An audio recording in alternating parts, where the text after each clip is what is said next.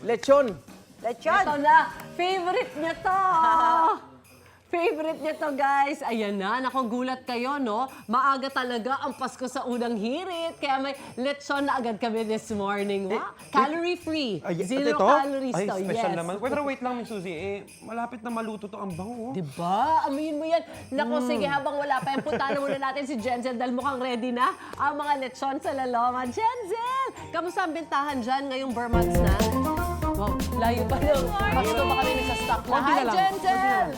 Good morning, Miss Suzy. Ang kala-exhala naman ang paletsyon nyo dyan sa studio, ha? Naku, ako din, meron din ako dito. And of course, good morning mga kapuso. I'm sure marami na sa inyo ang excited na mag-Noche Buena kahit kakasimula pa lang ng Burmans. And syempre, gugulatin natin ang mga walang bilib sa atin at mag-Noche Buena din tayo ngayon sa unang hirit. Kaya naman nandito tayo ngayon sa Laloma, Quezon City, kung saan sikat ang mga lechon. At kita nyo naman dito sa likod ko, tignan nyo pa lang, natatakam na sigurado kayo dyan. Mukhang masarap, mukhang malutong.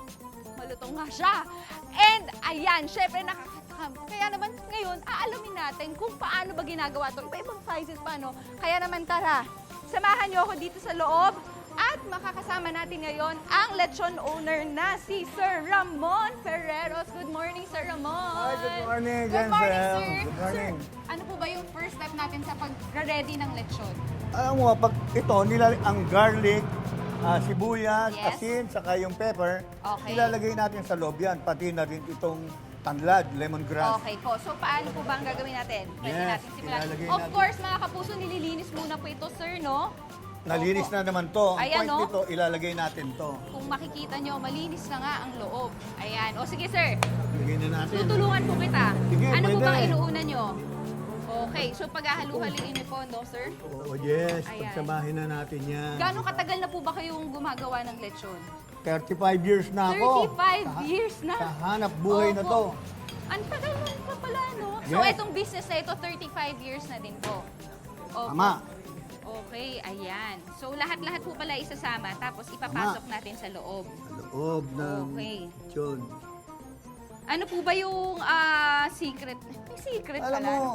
Ano po ba ang wala secret naman- na sa pagpatagal ng business ng lechon? Wala naman talagang sikreto. Ba't ang Okay. kailangan lang, napakalusog na baboy, Mhm.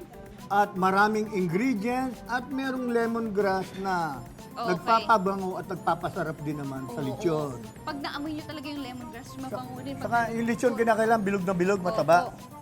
Okay. At Ayan. yung baboy ay kinakailangan native pigs. Ibig sabihin, yung kulay itim na baboy ito na galing sa probinsya. Okay. Ang native pigs namin galing nga pala sa Oriental Mindoro. Wow, Mindoro pa po talaga galing. Yes, native pigs Okay. yan. Eh, ngayon pong malapit na, nag-Burmans na, mas dumami po ba yung bumibili ng lechon? Siguro mga times 20. Times 20? Eh, paano pagka nagpasko na? Mas dami na po ang mag-order niyan. Alam mo, Pilipino, ano natin parang naghahanda tayo kasi ano tayo, parang bang katoliko tayo, hindi ba? Ayan. Bilang pagsalubong sa Pasko, ay naghahanda tayo ng lechon. Gayon din sa pagsalubong sa bagong taon. Okay. Ganon din. Oo, pati Kasi bagong taon ang po, sir, pagkakaalam kasi ng isang Pilipino, pag naganda ka sa New Year, Okay. isang taong masagana Mm-mm. ang pamilya mo dahil sa lechon. Kasi ang lechon ay national food natin ngayon. Simbolo ito ng tagumpay at Opo. kasaganaan sa ating mga Oo Pilipino. nga po, tama ko. Ayan, okay na po ba ito, sir? Yes. Naku, alam niyo mga kapuso. Siyempre, halos lahat ng mga pamilya, no, magle-lechon ngayong Tama, oo. Christmas tsaka New Year. Kaya naman, ito, meron pa po tayong toyo dito. Nilalagyan pala to ng foil, di ba? Okay, Nung foil. foil. Kailangan natin Para ng pantakip. foil. Ito pong toyo natin, sir. Ramon, ilalagay na po Ilalagay natin dyan. Oo. Okay. Pero itong foil na to, Okay po. parang Para saan pantakip. po ba yung foil natin? Para takpan natin. Hindi na namin ginagawa yung Okay. tinatahe kasi nasisira ang balat. Okay. So, hindi nyo na po pala tinatahi. Di na. Ayan. Ito, Okay. para bang tatakban na lang yan, di ba? Gaano po ba katagal, sir, naluluto ang lechon? Pag ganitong kalaki na, ito 12 to 14 to sa buhay na baboy. Okay. Pag naluto yan, magiging 6 to 7 kilos sa luto. Okay. So, magkano po, sige, gaano katagal muna po siya naluluto? Pag mga Tingnan mo na, lagay 6 to pala 7. natin ang tanlad.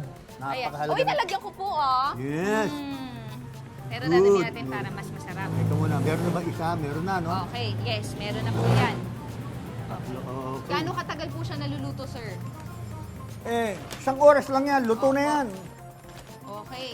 Parang masyadong malaki yata to. Pero okay lang. O sige, okay lang yan, sir. Para mapakita natin sa kanila kung paano. At, ayan na nga. Gaano katagal po ito naluluto? Oras. Isang oras.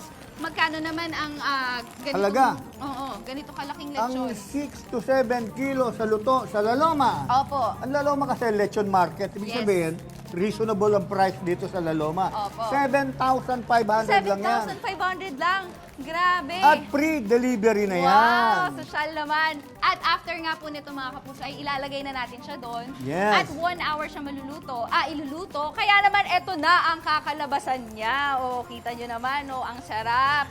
O, sir, kain po tayo. Ayan. Tikman na natin yan. Siyempre, balat mo lang. Rinig nyo ba yan? Ang lutong. Tsaka ang juicy niya.